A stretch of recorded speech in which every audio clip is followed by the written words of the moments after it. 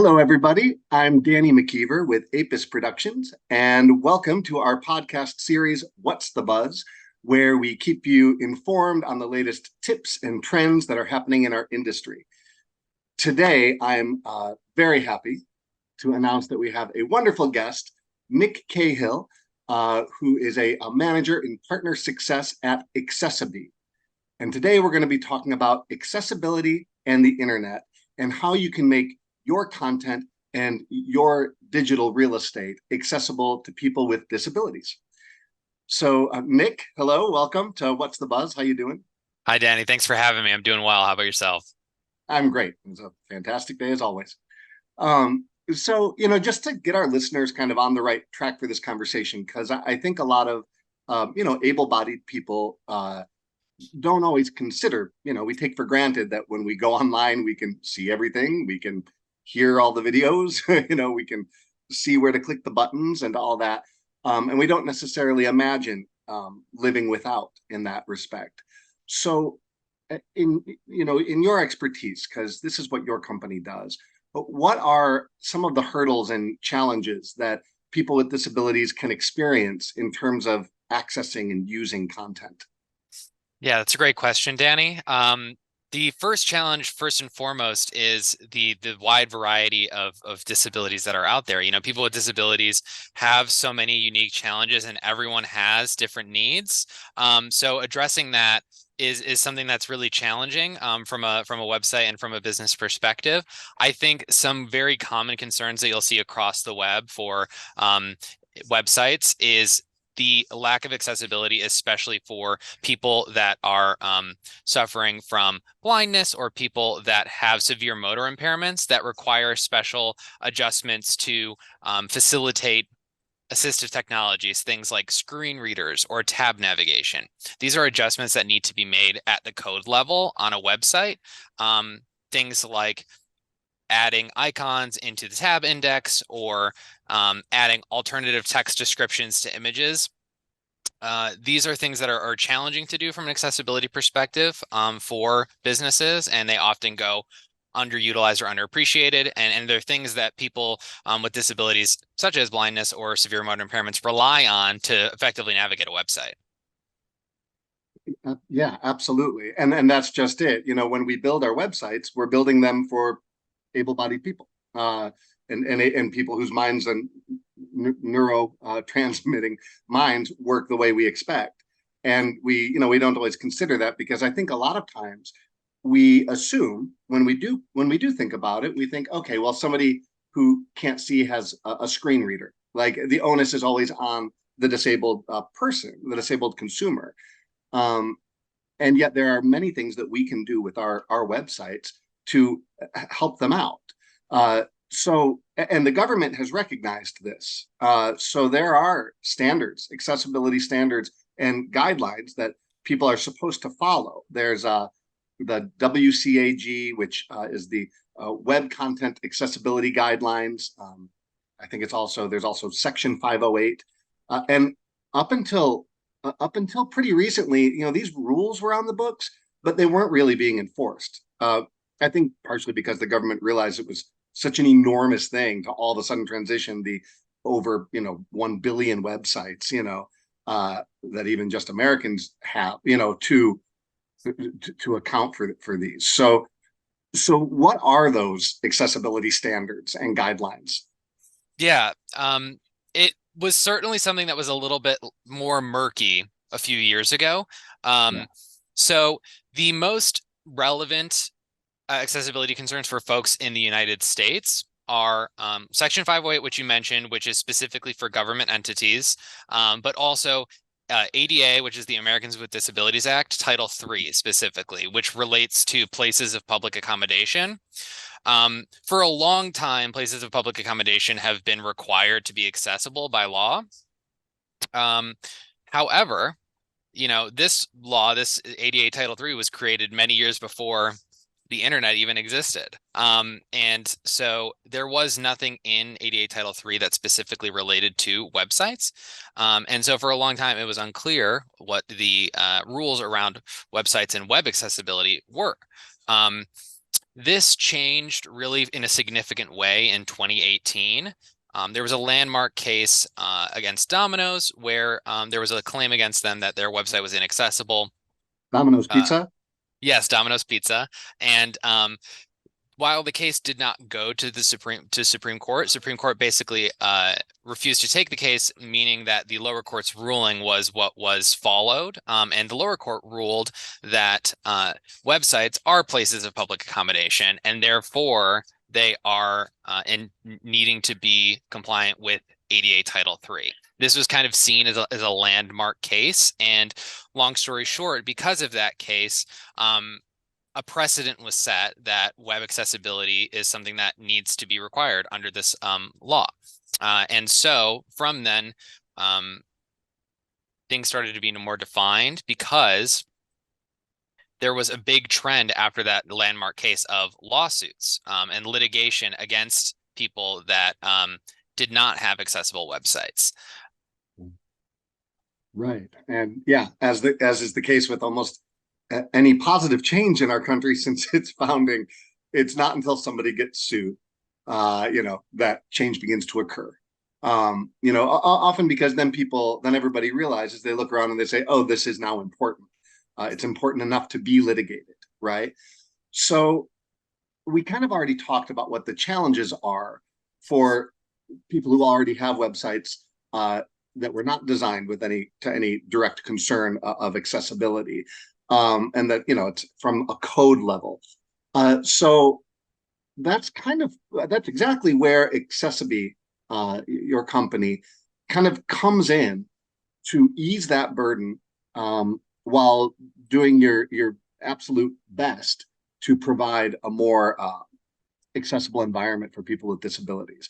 And which that alone, what you guys are doing is extremely challenging. You can't please everybody all the time.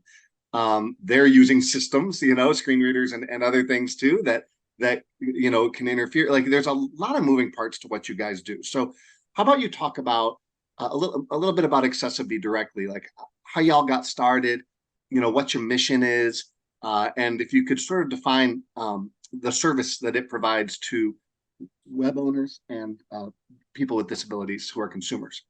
Yeah, absolutely, Danny. So Accessiby really kind of came out of a need for an alternative solution. The solutions that were in the market before we kind of took leadership in the space were really a rock and a hard place for most businesses in the United States. You were either stuck with a free or low cost plugin that you could use on your web browser. It would do, surface level UI changes, things like adjusting text size or maybe some colors, highlighting links, things like that, which are helpful to a certain degree for people with some specific disabilities. However, from an ADA compliance perspective, it's only about 20 to 30% of what you need to cover, and it doesn't really address people that are blind or people that rely on tab navigation at all.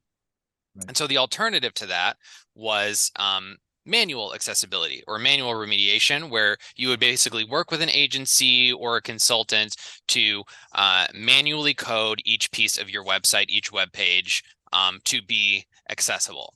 Now that's so convenient and inexpensive. Yeah. Well, this might shock you, Danny. It's not. It was a very, very time-consuming process and incredibly costly. So much to the point that it was really not a realistic option for the majority of websites and of businesses. Right. And that's kind of where Accessiby was born. We found that there was a need for a alternative solution, a effective and affordable solution for small to medium-sized businesses, scaling all the way up to some of the largest enterprises. And that's kind of where we started. We started with the vision to make the entire internet accessible. And that starts with making it a feasible solution for businesses of any size. And that's kind of been our design principle from day one, because we want to be able to make the internet accessible for people with disabilities. Well, and before I discovered Accessiby, actually Sharon, who everyone who's watching this knows very well, our security and support director, she clued me in on it. And prior to that, I actually did have a client a medium-sized BGA, broker general agency, which is many of our clients. And they were nervous because they had read about a lawsuit uh, against, it wasn't Domino's, it was someone else. And I don't remember who, and it wasn't the BGA that was getting sued, but it made it to court. And I think it got settled. But he was extremely nervous because he said, is my website ADA compliant? And I didn't know. And I looked and I was like, well, no, I mean, there's nothing directly embedded in any of the code that would make it so. And so I, not knowing about accessibility, fooled around and found a plugin, on WordPress. Just I did some research, and they're not that great. Like the free plugins are, like, to your point, it did very little, and it only helped. Maybe if I had some vision problems, it could make the text bigger. There were lots of little settings like that, but that was it. And I mean, it did like nothing else. It highlighted stuff. That was it. It was what I would call weak sauce on a like maximum weak sauce. And so, but it was better than nothing. So I installed it, and then we started looking for better options. And so, and that's where Sharon found you all. So it's not just about people who can't see, can't hear. There's a lot of things classified as disabilities because they do disable you. Can you speak a little bit to accessibility, just for everyone who's watching? It takes care of a whole host of problems people experience when they have all sorts of disabilities. Can you speak a little bit to that? Because you guys are really different that way. Yeah, that's a great point, Danny. The first and most significant piece of what you're talking about is you're right. Folks don't, I think, realize the scale of people that are accessing the internet that have some sort of disability. It's 25% of the population have some sort of disability. Now that can range, of course, anything from, needing glasses or having, small vision problems all the way up to some of the more severe disabilities that you might be thinking of.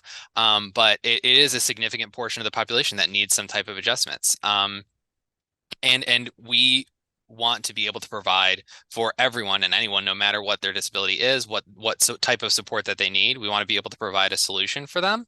And that's what our solution does. Not to get too into the weeds of the technical piece, but we work in a session-based manner. So there are no permanent design or development changes that need to be made to a website in order for it to be accessible with us. The individual user, the individual person with disabilities, is able to make customized adjustments to the website based on their specific needs. And that's something that we really feel is crucial to providing an accessible website, because to address everyone's different disability and their different need, you would need to make drastic design and development changes to a website and really affect the core experience. Whereas with our solution, if somebody can go in and interact with our tool and make the adjustments that they need, it's an effective solution for them, and it's not heavily impacting the website and the business. Well, and there's a little bit of a chicken and the egg moment there too. I mean, in some cases, I can imagine with some disabilities, you would have a friend help you, help you adjust on your tool, because you still have to see the tool, you still have to interact. You have to interact somehow with the tool, either through something being read to you or whatever. But you can make those adjustments, whether by yourself or with help, until you get it as good as it can possibly be. And I think that there's a lot changing. Like there's I just don't know how you guys possibly can do what you're doing for all the disabilities you work to correct. Do you guys conduct user testing for people with disabilities when creating this software? I mean, you can't possibly think of everything, because like you said, there's so many. 25% have some sort of disability. How do you guys even go about addressing that giant animal in the room? Yeah, it's certainly challenging, and it's something that we deal with every day, and it's something that we've considered since the first day of Accessibility and the first iteration of our solution. We are constantly working with people with disabilities and developing the solution with them in mind. We do constantly conduct user testing, and in fact we provide user testing for individuals that are using our solution as well, to help with their specific website if needed. We are constantly working with people that are using assistive technologies like JAWS, screen readers, or NDVA. And we are able to make adjustments to our solution to help people that are using those solutions have a more simple and effective experience.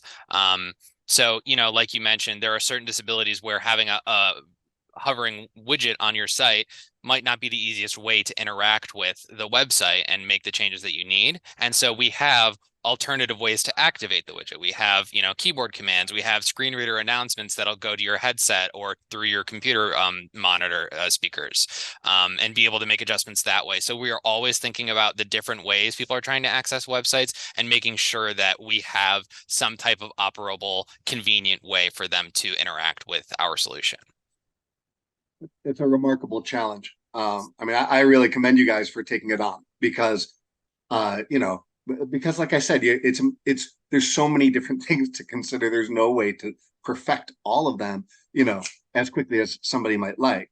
But just for our clients and friends watching this, I've tried like several other products that weren't Accessibility, and I'm not shilling for Accessibility. I'm having Nick on because I want us as a group, and I want our clients to think in the compassionate way of the fact that there's a lot of people that would have a better experience on our clients' websites if they were able to access everything, in a cleaner way for them. And it's really incredible what you all have embarked on at Accessibility, and you've had a lot of success. You have a tremendous user base, and it's just there's been a lot of changes in technology as well. So I guess my next question is, in a little bit of prep when I was meeting you, Nick, we were talking about artificial intelligence, and we were talking about the way technology goes. And so how do you see accessibility and just accessibility in general for online content for people with disabilities? How do you see some of the emerging technologies being able to offer some more relief for these people? Yeah, well, I think the future of web accessibility really is kind of what we're trying to lead towards and where we're going, which is an automated accessibility solution that relies on AI and machine learning to make those adjustments. Being able to make a website accessible from a manual perspective is great in a way, but it's not how we're going to make the entire internet accessible. Websites are constantly changing. There are so many dynamic websites that are out there. Making adjustments on a manual basis every time that a change is made to the website is not realistic at scale. And so we really believe that having an automated solution that not only makes the adjustments, leveraging the AI that we've been training for years on the different pieces of a website, but it also continues to maintain those. So it's constantly making those adjustments every 24 hours. So if there's a change made to a banner or an image or an icon or a piece of text, those accessibility adjustments are also able to be made, proactively, as opposed to having to react to every single change made on a website. That seems to me to be where the trends are going. As artificial intelligence improves, we're able to understand on a deeper level what type of adjustments are needed for different people, and how most effectively to make those adjustments to improve the user experience for everyone that's trying to access the website. That's awesome. And you're right. You don't want to be reactive. So it sounds like your program is listening.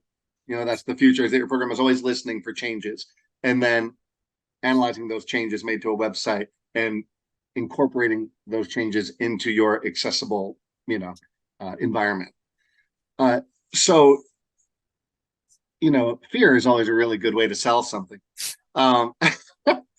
But there is some fear, like I mentioned earlier about that client, the fear of litigation against one of our BGAs or IMOs or FMOs, clients, of getting sued, because some people genuinely are upset because they can't access something, so they sue.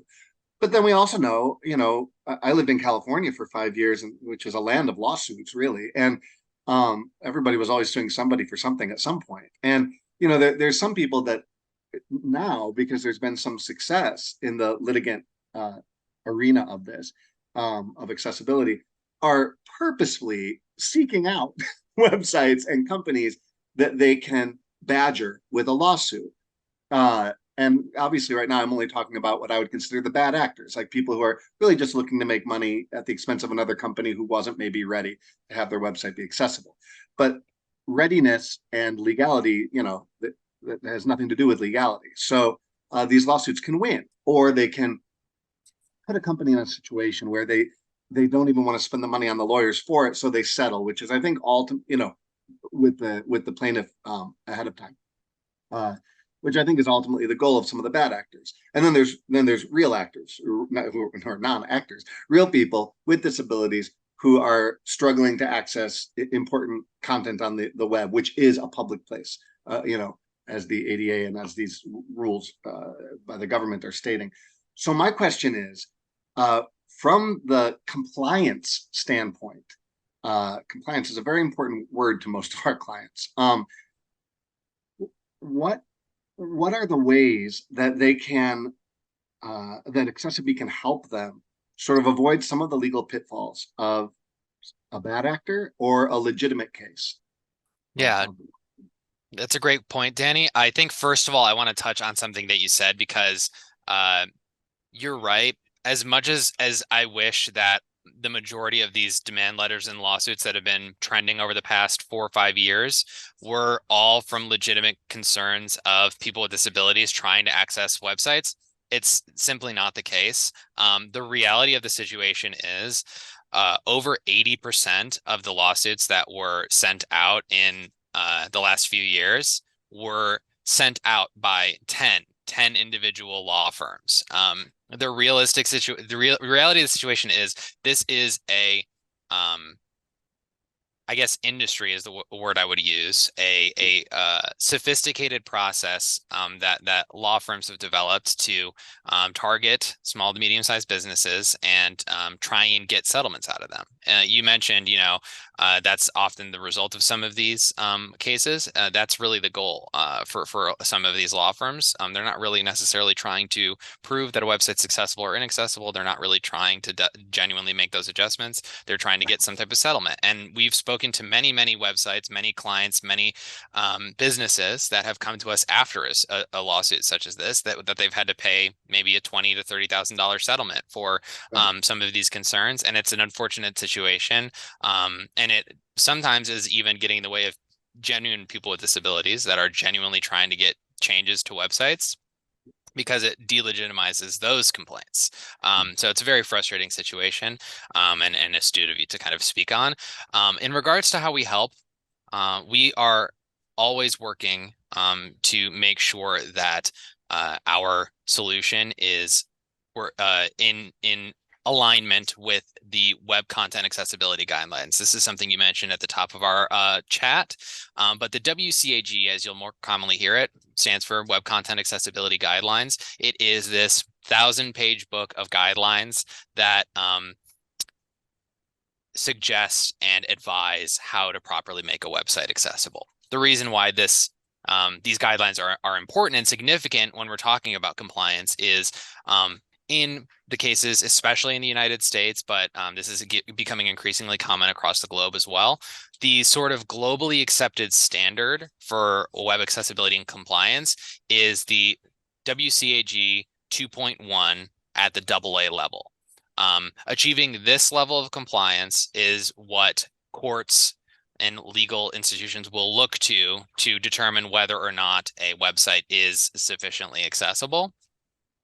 And the short answer to what you were asking is that is what accessiBe helps you to achieve. WCAG 2.1 at the AA level compliance. Of course, this is something that we're always keeping track of. It's something that's very top of mind for us as we're trying to help these clients. And that's also why we offer, with every single license that we sell of accessiBe, our litigation support package. We have the tools, the resources, and the advisors, specialists within our organization to assist any client, any business that may get a demand letter or lawsuit that's using our solution to be able to properly address those concerns. And that's what we try to do, basically put our money where our mouth is. That's huge. I mean, because that's just it. Even if even if everything is perfectly compliant. I mean, I can use this example. I'm originally from Chicago, and you know the ADA for public buildings is we're all very familiar with. You see ramps, you see things to help people that have disabilities. Um, and Chicago is pretty notorious because we have that elevated train, right? And it just wasn't financially plausible. Well, I'm sure Chicago had enough money, but Chicago, the money probably went somewhere else. But it wasn't really financially plausible for them to put elevators at every single L train stop because for people who've never been there, it's a couple stories up, and I mean, it's pretty wild. And I had two friends who were wheelchair bound, and we would have to plot where they were going to get off on and off the train for me to either pick them up or whatever. And it was a real nightmare. But even at the places where I remember this story from when I was a bit younger, even in the places that had an elevator, somebody fell in the elevator. A disabled person, they fell, they tripped in the elevator. There was nothing there. They tripped and they fell, and they still sued the city. So, and this was at a compliant stop, right? So even if your website's perfectly compliant, anybody can attempt to extort you or can attempt to legitimately sue you. That doesn't stop that. So it's good that you guys have it's sort of like a legal backstop where you can say, well, hey, you were using this product because you are using our product. We know that you've ticked off every box of WCAG, 2.1 or whatever, which one you said. The most recent, it will be 2.2 tomorrow. And that means that at least if it does go to a court, they're pretty well covered because what more could they have done? They followed the guidelines, and it might I'm assuming the hope is scare off some of the bad acting, the lawsuits, just the ambulance chasing lawsuits that some of these 10 law firms that you said accounted for 80% of all the cases. I mean, that's just what a racket, but we know it's the world we live in.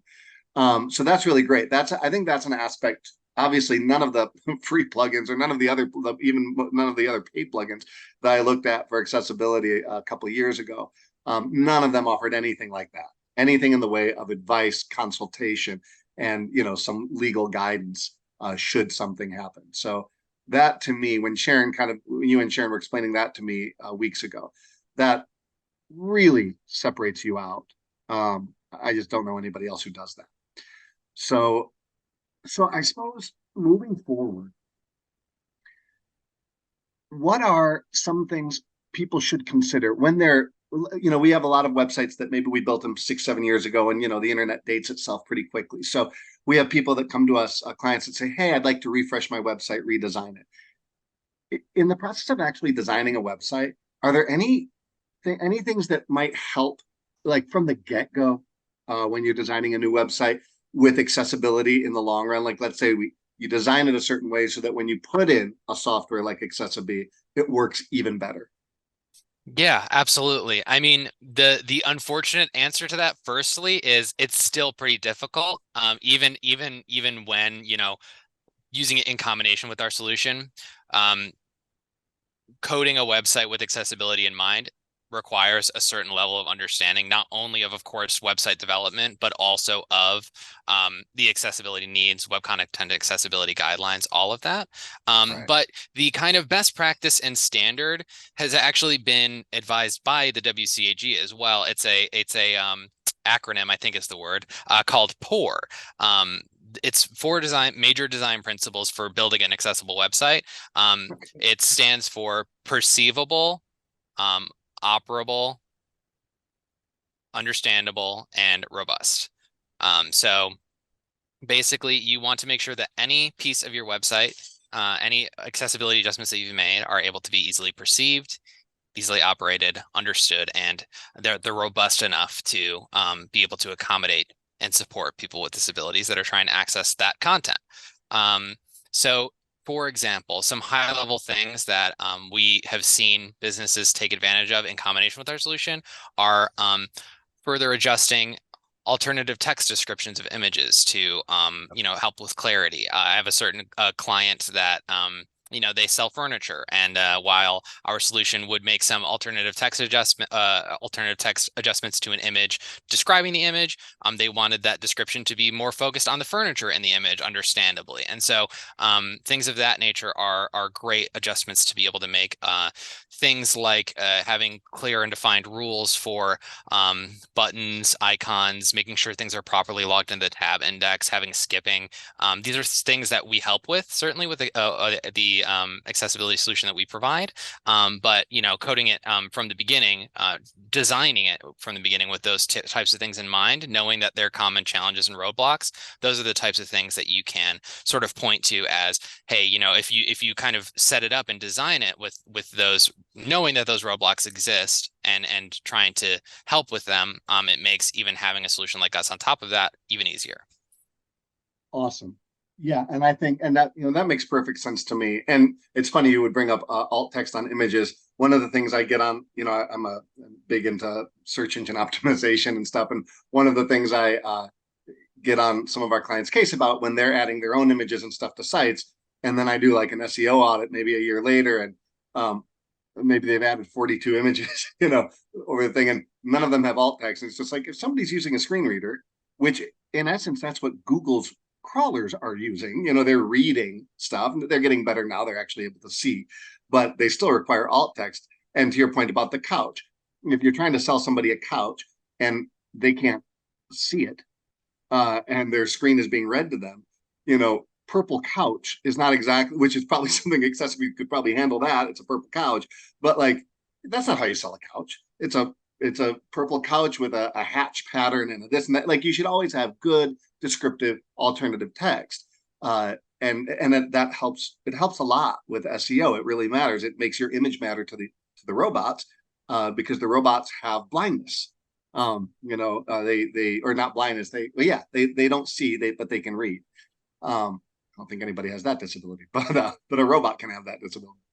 So, well, this has been great. I guess the last question I would ask you is, moving forward for Accessibility, where do you see, how do you see changes within your company and changes to the overall litigious landscape moving forward for for these sorts of cases where lawsuits against websites who aren't accessible? Like, how do you see kind of your company rising to meet those challenges, and where is it all going?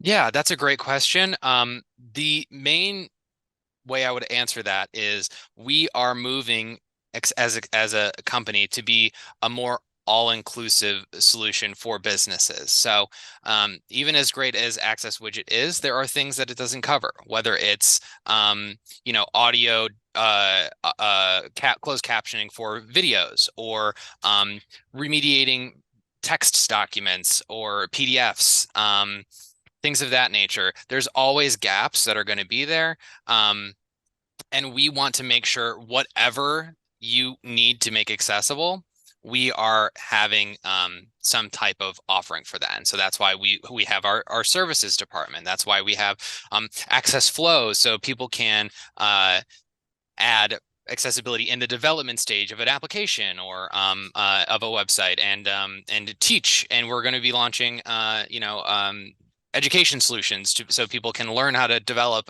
with accessibility. So that's where we are going as a company. Is our solution is great. It's very effective, and it helps companies that are trying to make their websites accessible and compliant. But that's never the end of the story for accessibility. It's a constantly growing and changing thing, and we want to be able to help and assist with every stage of that process for a business.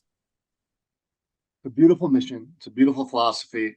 I'm here for it. I love it, and I think your product is outstanding. So I would just like to thank you, Nick Cahill, of Accessibility. This has been a really fruitful conversation. I know that our clients, some who haven't really thought about this, we've mentioned it in newsletters. I've written a blog post or two as well about it, and we'll be writing some more, because I think once people see what a really good product, like Accessibility can do compared to some of the other plugins I've used in the past. I think when they really see it and what the options are for people with disabilities, that's really for me when it clicked. When I was like, oh, they're legit trying to solve a very big problem. And just looking at the options, I was like, I wouldn't even consider needing those. You know what I mean? Like, which means there's a lot of people out there who do. And gosh, if you guys are moving towards, and actually AI is probably going to help a lot with this for you guys, moving towards being able to mitigate PDFs and other documents. Hell, our clients, I mean, all of our clients know they've got a million PDFs in their media libraries of their WordPress sites because the industry, you know, utilizes that kind of documentation a lot. That's what the carriers put out and all that. It's always PDFs.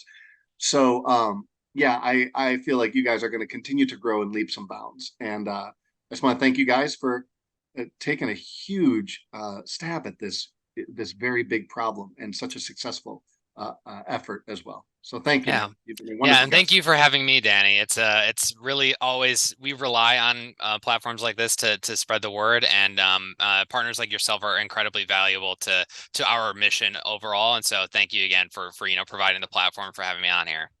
It's my pleasure. And just to let everyone who's watching this know, feel free to, I'm sure you all have questions.